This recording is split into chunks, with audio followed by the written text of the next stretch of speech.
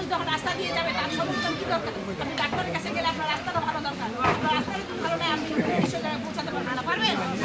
তাহলে এরকম একজন সৎ মানুষ ভালো মানুষকে আপনার ধানের শীষে ভোট দিবেন না?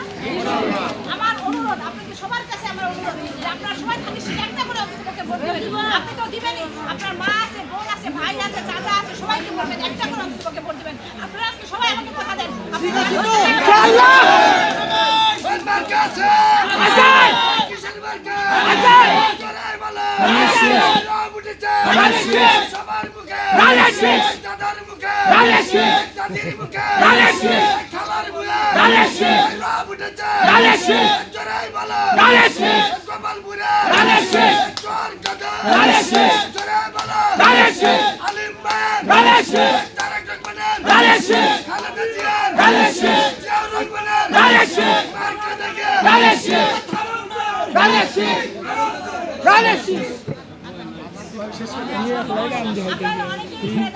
সবাইকে আমরা চেয়ার দিতে পারি নাই। আমি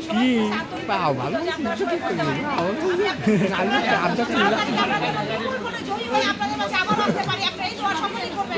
আমরা যেন বিপুল ভোটে জয়ী হয়, আমি এই জায়গাটাতে এসে আমার মা বোনদের, আমার চাচা করতে পারি। আমি আপনাদের কাছে আসছিলাম, দেখেন আমি আপনাদের কাছে আবারও দেখা করে গেলাম। আমি প্রতিটা জায়গায় যাবো যে আমার মা বোনদের কাছে কতটুকু সারা পেয়েছি, তারা আমার কতটুকু ভোট দিল। আপনারা সবাই একটা করে ধানের শীষে সিল মারবেন, মারবেন না? ইনশাআল্লাহ। ভোট আপনি দিবেন, দিবেন না? হ্যাঁ ইনশাআল্লাহ। দিবেনই, আপনার যারা স্বামী আছে, আল্লাহ বাসা বুঝা আছে। আপনার বউকে এখানে পাঠায়, পাশে কতটুকু যে আমার এলাকার মানুষের প্রতি সে কতটুকু ভালোবাসে। আমি আমার হাসি মুখে আসতে পারে, আমি আমার বক্তব্য দীর্ঘায়িত করবো না। আপনারা সকলেই ভালো থাকেন, সুস্থ থাকেন। আপনাদের দীর্ঘায়ু ও সুস্থতা কামনা করে আমি আমার বক্তব্য শেষ করছি। আসসালামু আলাইকুম। ওয়ালাইকুম আসসালামু আলাইকুম।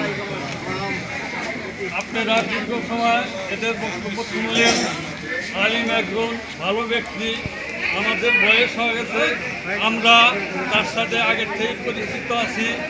আমরা সম্মুখে গত পিরিয়ডে বা আমরা ক্ষয়ক্ষতি হয়েছি, আমরা জানি ওইরকম ক্ষয়ক্ষতির ভিতরে আমরা আর না যাই।